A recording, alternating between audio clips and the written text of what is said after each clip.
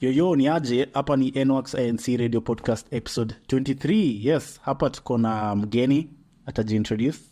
Jambo, my name is Titus Thuo Musharia, born and brought up in Murang'a County. Yes. So today our topic is business, and Mr. Titus hapa ni business mogul. So nataka atusaidie sisi wenye tunaanza biashara with some information ama some advice. So I have a few questions for you. Go ahead. So where did you grow up, and how has this affected who you are now? Let me first say I'm not a mogul. Just a correction. Yes. I'm just a small-time business person. Okay. I was born in Murang'a, place called the Koi location. I moved from there to school in Nairobi. Went to Nairobi Primary School. Okay. Went to Upper Hill School. Did my O-levels in a place called Barstow, USA, California. Went to do my Bachelor of Commerce in India at Himachal Pradesh University. Okay. Did my Madhya Pradesh University, Jabalpur University. Did my Masters at Himachal Pradesh University in a place called Shimla. Did a postgraduate diploma in marketing at a place called Himachal Pradesh University. Graduated and returned to Kenya. Oh, wow, that's a very long CV. Very interesting. And with all this, how did you come into business? How did I come into business? And were you always in business? I will say I was not always in business. Yeah. I have grown up in business because my late father was a business person. Okay. I was first a civil servant, went to the oil industry, went to Unga Limited, several companies. I came into business after my father fell ill and started running the family business. So I can say I've grown up in business. Coming into business after he passed on, it was not an accident. It was something that probably I would say God-given. Okay. Yes. That's very nice. So what kind of businesses do you do? First, before that, I'll say how I know you is from Murang'a Mukawa, a very awesome hotel here in Murang'a, and you should visit and come and see how this place feels like home all the time. And the question is, what are the other businesses that or industry of businesses are you in? Okay, my father was generally a hotelier. Okay. From early years when he had a kiosk. Mm-hmm. And Murang'a Mukawa is just one of his flagships. Okay. Or let me call it the home of home. Okay. We have other establishments in Thika, Nairobi, and Mombasa. Nice. So that's the business that I'm running. Nice. Okay. And hotel, I know it's a very challenging industry. And what are some of the challenges that you face? In the hotel industry, this is a challenging industry in the sense that it's an up and down type of situation. Mm-hmm. And especially in Murang'a, where when it was started, it was more of a coffee joint. People would come when they've got their money, they would relax. The hotel industry is challenging in two ways. One, workforce. Two, location. Mm-hmm. It is hard hit during the economic times or when the economy is down because spending is limited. Okay. So you find people are not eating, they are not sleeping, they are not visiting. Okay. Basically, those are the main problems we face. Okay. Also, as I understand, the running of the hotel has to continue whether you have customers or not. Yes, it has to continue because the only other option you have is either to close. Mm-hmm. Or, for example, during COVID time, we downsized in all our establishment or service establishment on the workforce. And the workforce is controlled by what the clientele or people visiting you. Okay. So it is a challenge. Oh, nice. How do you stay up to date to your industry today? One way to stay up to date with the industry is to check what is growing, what is there, what are the needs of the customers, what do the customers need. We are what we call a service industry. So the first thing you have to do is provide the service, be on top of your service, cleanliness, food service, and maintain it as best as you can. Other challenges are renovations, development. How do we do this? We look at what is the growing trend. It is expensive because of capital outlay, and especially like now in particular where there's no money, so you'll just be doing a bit of renovations here and there to your rooms, to your culturally, to your sitting arrangements. Basically, that's what we do. Oh, okay. Very interesting. I would like to know what is your schedule like in a day? My schedule is tight. And sometimes people ask, how do you operate? Because my day starts at 5. Why does it start at 5? Because if I live in Nairobi, where I live with my family, I'll be traveling to Muranga, start work there by 7 o'clock, work until 1, go back to Thika, work until about 7 or 8 o'clock in the evening, go home or be at home at about 9. That's a normal routine, not every day. My day off is not a Sunday, as most people would think. My day off is a Monday, because Mondays are generally slow. Okay. So with the new technology, I'm able to do a lot of work on phone in the house. But in the hotel industry, you still need to appear, check on stocks, check on so many other factors. Okay. But and then again, because being an administrator, the financial system of the till and business numbers. Sunday, as I've said, is not a rest day because I start my purchases at about 7 o'clock in the morning. Okay. And I'll be finishing my purchases by about 10. Okay. So basically, that's my day. Oh, nice. What do you feel about technology, especially in your industry? And do you think it's going to, as we're going even to AI and the new developments, do you think it's going to help and ease up your work? It will. It will definitely, but the question is when. We have accepted technology. We have to accept it. But remember, in the service industry, you need some hands-on. Oh, you have to be physically there. Their physical appearances have to be there, because even if you have a manager, there's a place as a director, there's a place you will see that the manager will not see. So physical appearance. Even with technology, technology is not going to see how clean the room is. Technology is not going to see how the food is prepared. So physical presence is important. Okay. Yes. And is physical presence in all industries, or? I would say yes and no. Reason is, some places, like let's say like the manufacturing industry is generally automated. Yes. But there's the physical presence of a person sitting there to see there's no malfunctions of the system. So there's no time we are going to say that an industry like the hotel industry is going to run automatically, autonomous with AI, because there are some things you really need to see, like food preparation is something you cannot say that you are going to manufacture food in the kitchen. That a person supervising, checking the salt. So basically, presence, physical presence, even in whichever industry it is, even hata kawa ni mkulima, hata una shamba, you need to appear to see that what you're paying the laborer is being done. So business is basically a hands-on job. It's a hands-on job. Okay. Could you share a success story of one thing that you're proud of in your business endeavors? Now, that measuring success is something that is not easy, because you never know. Success is to you as a person. But is it success to your customer, or is it success to the person looking at you? So what is success? This is a question that you cannot really answer yes or no. But success is, for me, is like after my old man passed on, we've been able to open a new hotel because of the knowledge he imparted on us. We are still developing, we're still opening others.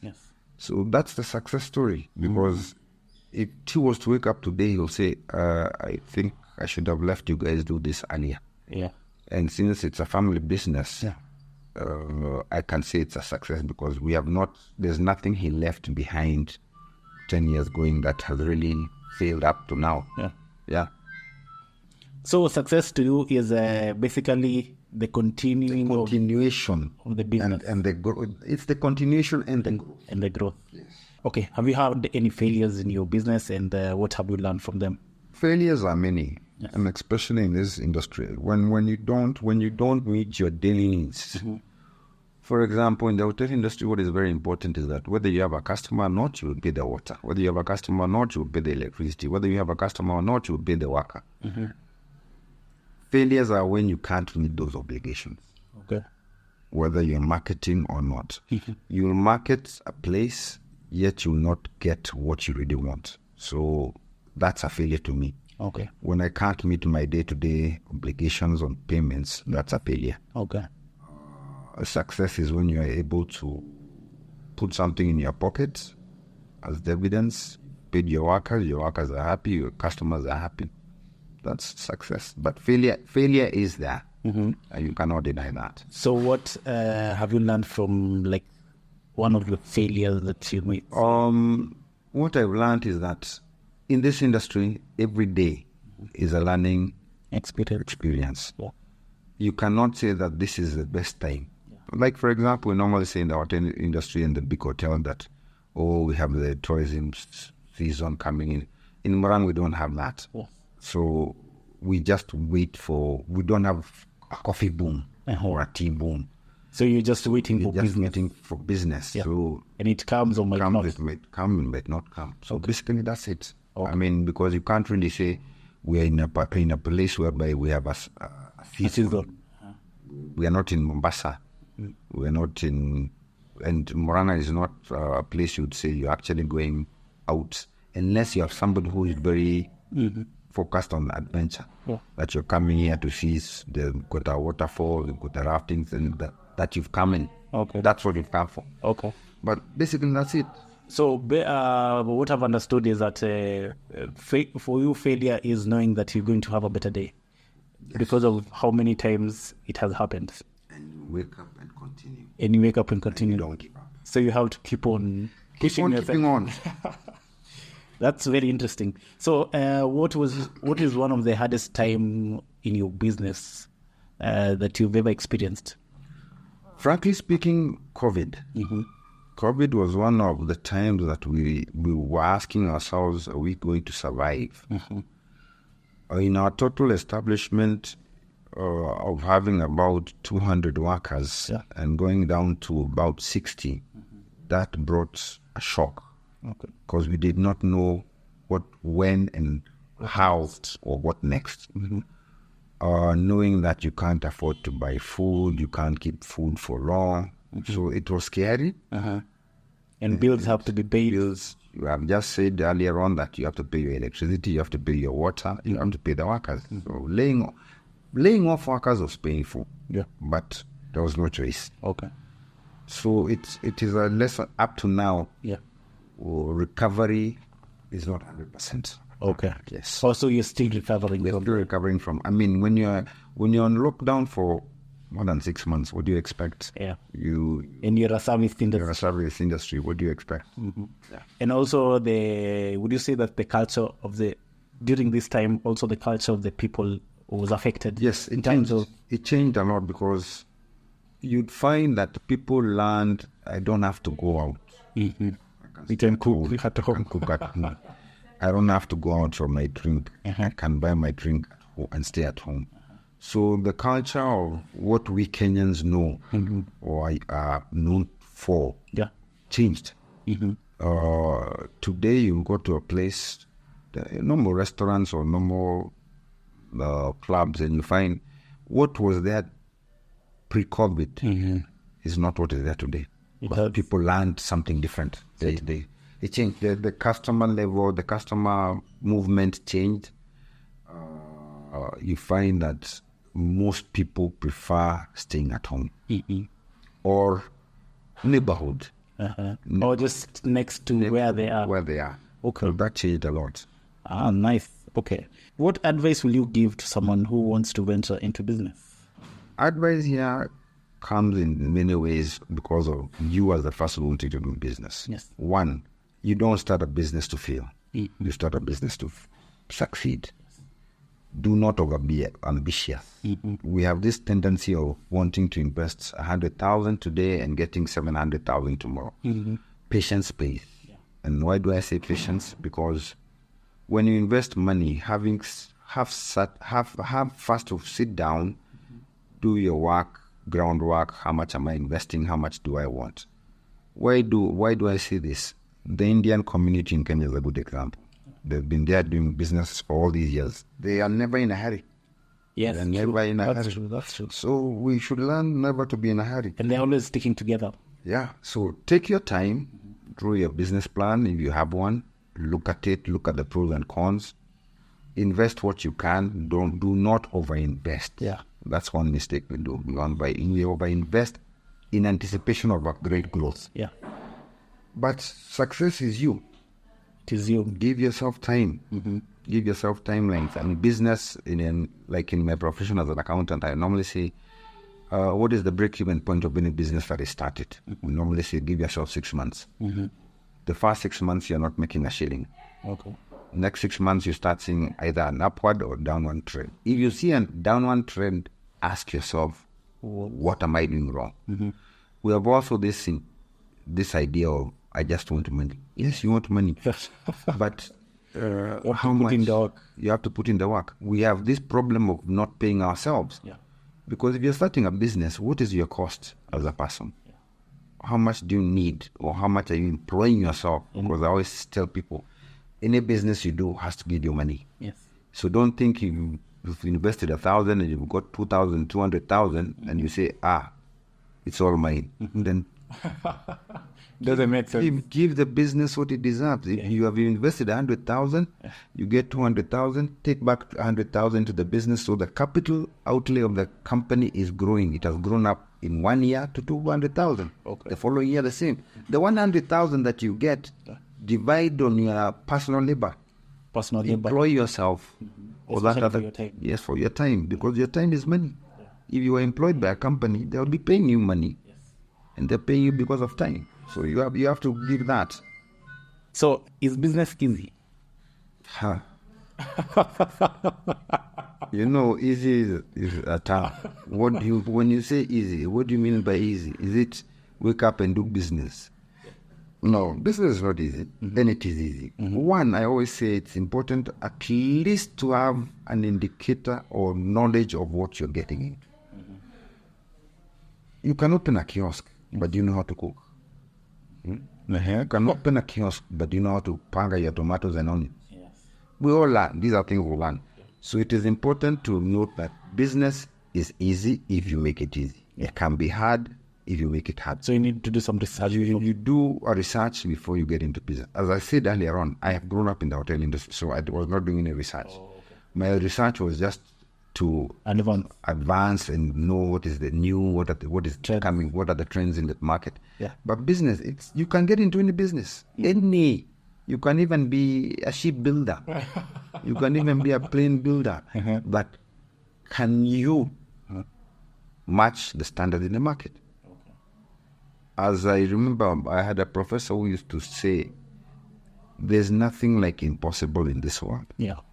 Apart from the word impossible. Because if I want to go to the moon, it is impossible because I can't finance it. Yes. But if I can, then I can go to the moon. Yes. So it's not impossible. It is only impossible because you feel you have no capacity. Yeah. But when you have a capacity to do something, and you feel you have the capacity, then it's good. It's good. Yeah. So that's what I said. It's that simple. It's you. So it's a mental decision. Yes, it is a mental decision. Like never quitting. Never give up. You continue even when even after you're down. Even after the 6 months that you said it goes down. Once you come up, you sit down, you listen to yourself, you judge yourself and continue. Yeah, you never give up. Do you think someone can move from a job to a business? You have to be prepared. One, that's a mistake we always do. We quit our jobs thinking of what we are going to do. it is meant to be the opposite. Quit your job knowing what you're going to do. Knowing what you're good. Knowing, not thinking. You know what you want to do. And this you should have started practicing before you quit your job. Okay. So that you know what is it. Because we normally say going to college, going to university is just a paper. The practical part comes when you're out there. What you learned in university is you learn more when you're out there. And you're out there, practically. The practical aspect of everything. You can be the best accountant in class, but the lousiest accountant in business. You can be the best cook in class, but the worst cook because you're carrying yourself with so much steam, so much energy, saying I know you don't know who I am. It doesn't work. So you have to be very humble. You have to be very humble to start a business. When I say humble, in the sense that do not think you know everything. Unajua wale watu wanasema najua yote. Najua. Nitafanya. I will do. Utajikuta haujui. Hujui hata moja. So it is important to note that. Very nice. So with that said, how do you balance between home and business? It is important that family comes first. And when I say family comes first, you have to balance your time. Give yourself time for the family. For me now, at my age, because I don't have children at home, it's only my grandchildren. So what I do is, I when I know like the grandchildren are coming home, like now, for example, when they're on holiday, I give myself, I work half a day, make sure I will not complete my whole job for the day, just work so that I can have time with them in the whole afternoon until night. Okay. On a weekend, maybe decide let's go out for them to have fun. But it's important that people understand that family is paramount. When my children were growing up, we had what we call family day. Family day is what? Whether having at dinner, we are cooking together at dinner, we are going to eat dinner together. Our family day out. We start in the morning, we'll go out in the mangering. Not maybe we have no sense of direction, but we know we are going to end, maybe to have our lunch or our dinner. And you're going to be together. And being together. That is when you get to know your children, you know their likes and dislikes. We have this tendency of saying, tawaona jioni. And jioni utakuta wamelala. Like now for me, if a person who lives in the house at 5, if I had the kids at home, when will I see them? So you have to create time. And this is a balancing act that most people have failed. For me, I make sure every year, for the last 10 years, every year I take off for 5 days. And 5 days is not for anything else. It's just to be with my family. We go out somewhere. I have no phone, I have no newspaper, I have no TV. And them as well. Them as well. Well, for them, sometimes I can't help it. I try as much as I tell them no phones. For me, I don't want phones because I know nikishika simu masimu tu. So you create time. That little time you create, especially with children, either in the evening or in the morning or whatever, or on the weekend, is important because that's when you know who your children really are. So that's how my balancing act is. Oh, nice. So the issue of overworking yourself is we should not go there. I'll die. So why you see, when you say overworking, why are you working? It's to feel that far for them actually. Then why? I mean, if I overwork, then what will I eat? So the question here is, you as an individual, you look at yourself, do a schedule, and this I would like to tell people. It's very important. Do a schedule, even in business. Take what you'd call leave of absence. A week, 5 days, in a year. Anytime during the year. It's not necessarily December. It's not, okay, like in the hotel industry, December we are busy. But I take mine in December and say, kama kutachomeka nitakuta kumechomeka ni sawa. But you have to give what you call me time. Okay. And me time is very, very important because we have, in all the work we do, wherever you are in business, we have what we call burnout. Don't get to that level. Because once you get burnt out, my friend, recovering from it is stressful and it is painful. Because you end up in hospital because of stress. Why are you having stress? How many millions do you want to make? If you've not already made them, then forget about them. You'll make them next year. And how will you spend them when you're stressed? In bed, in a hospital. So something that I've understood is that in a week, try to have maybe a day off. At least a day off. A day off. A day off. Although not like being off, but No, sometimes being away. Sometimes make it day off. When a priest goes off on Monday, what does he mean? He's not giving anybody any information or anything. Kazi yake alifanya jana Sunday. During the week, leo napumzika. After Tuesday. After Tuesday. Okay. Leo ni kazi yangu ya kupumzika. Kama nafanya research kwa nyumba nikafanya, but it is my rest day. Call it a rest day and let it be a rest day. So one rest day in a week. In a week. Number 2 is always create time for your family. Always create time for your family. It is paramount. Number 3 ni at least 5 days holiday. 5 days in a year. Okay, why do I say 5? Because sometimes your work, it depends on the industry you're in. Yes. If you're in these industries that go down, there's no work during that holiday period like December. Yes. Take time off. Take time off. But you can judge yourself. Minimum 5 days. 5 continuous days. Yes, five continuous days. Okay. Because that way, you move away from business. And when you move away from business, kama utakuta imechomeka, itakuwa imechomeka, because hata kama ungekuweko, ingechomeka bado. Hiyo ni ya Mungu. So it is important to take those days off. Okay. Yeah. So to the last question is, can you share any tips or advice for effective leadership in business? Let's talk with leadership. Leadership starts with you. How do you communicate? Yes. It is important when you have a workforce, like us in the hotel industry, learn to talk to your workers. Don't talk down at them, talk to them. Yes. People don't understand that. Don't talk down at them, talk to them. Yes. If you have a manager will give you some issues. When you get an opportunity, sit down with your worker one at a time. Get to know what they feel. Yes. There are some things they see that you don't see. There are changes that they would like to have. Yeah. That is one. The other one was what? Leadership. Leadership starts with you again. One, you have to be selfless. Why do I say selfless? Selfless in the sense that sometimes do not be that boss who just points. Mm-hmm. Lead by showing. Okay. Lead by example. Yes. You find some places that take a kitambaa panguza, uita mwambie unaona. And how vizuri sasa. Because there are some places you see something that they didn't see. Yeah. Do not be a scolder. Sikuwa na kiburi. Atiyo ndio director, so you can... No, sometimes pull off. Pull off.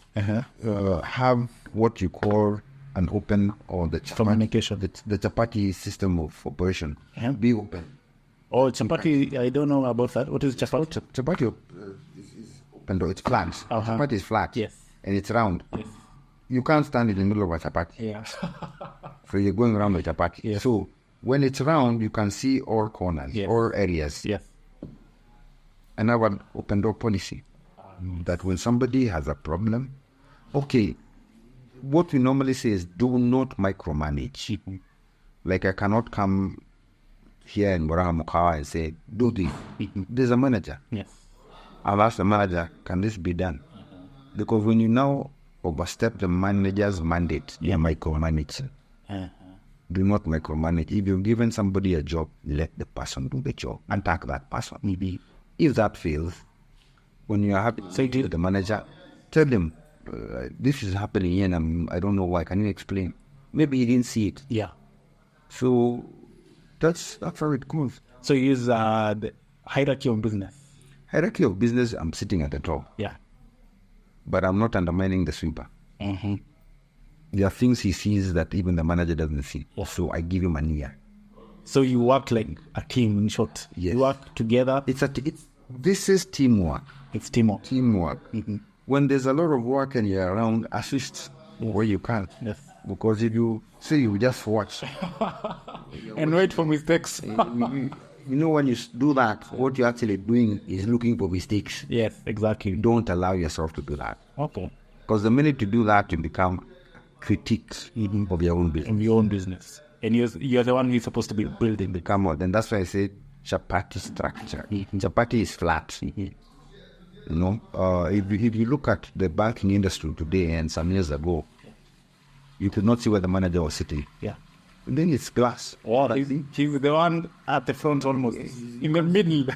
All these other service areas were in closed doors. They're all open. Why? So that if I walk into the bank Yes. and I see somebody is not having anything, I walk to that person. Yes. Well, if it's the ones I need, they'll tell me. Yes. But before you have knock at the door, Yeah. and the person inside is not opening, Yes. and they're doing nothing. Yes. So that's an open door policy. Chapati structure is just chapati. Okay. As it states. Ah, nice. Yeah. So yes, thank you so much for the information. I myself have learned a lot from this information as a business person, and I have learned so many things, like in business communication. Hierarchy of business is only a hierarchy. You need to have an open communication so that you understand the business. For business, you also need to be hands-on on the business. Take time off. Family comes first. I think I have mentioned all, Mr. Tatus. Yes. With importance. Yes. And for future people, don't lie to yourself that you're going to university to read and that you're going to profess that's whatever you should have. In business, you forget those. In business, they're not prepared. We learn different things. Totally different things. Just put it in your head that things will change when you're out. Thank you so much. Santini Sana. Thank you for listening. This is nworksinc Radio Podcast. And we have a radio station, pale kwa mtandao. To listen to the radio, just go to your browser. You write bit.ly/nwks radio. The R is capital. Thank you.